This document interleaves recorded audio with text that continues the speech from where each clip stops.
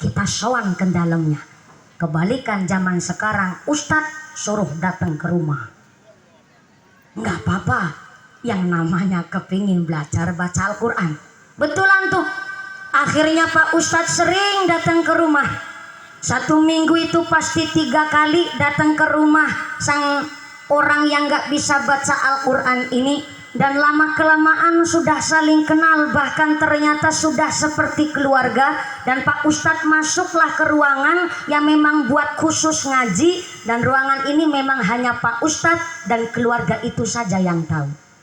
Pada suatu hari ini yang punya rumah menyiapkan uang segepok, dan uang ini akan disumbangkan ke panti asuhan rencana yang punya rumah. Dan ternyata sudah disiapkan di amplop, sudah disimpan rapi.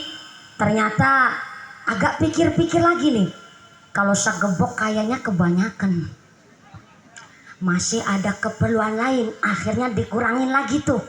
Ternyata yang tadinya 5 juta jadi cuman 1.500.000. Dimasukinlah ke amplop. Dan ternyata amplop ini ditaruh di lemari di ruangan khusus yang hanya keluarga dan Pak Ustadz yang ngajari Al-Quran yang tahu ruangan itu.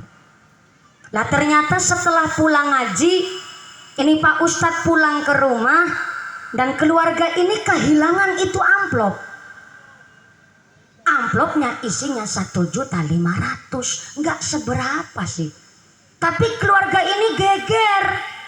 Karena ternyata yang tahu ruangan ini hanya keluarganya dan Pak Ustadz saja yang ngajari Al-Quran.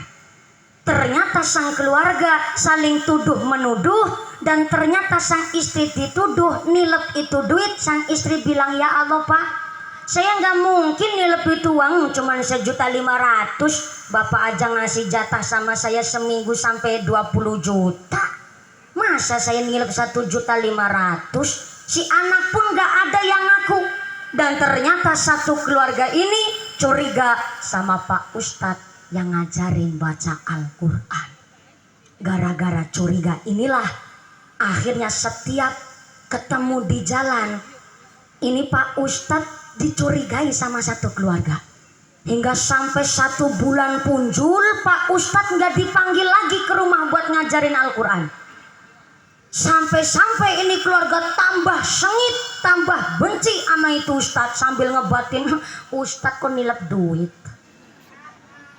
Emang yang namanya Ustadz dimanapun Ustadz, angger weruh duit matanya abang.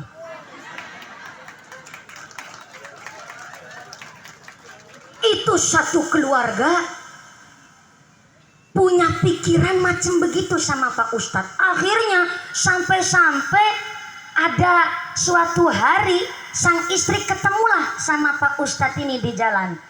Dengan begitu sombong sang istri bilang, Pak Ustadz mau kemana? Sinis banget tuh.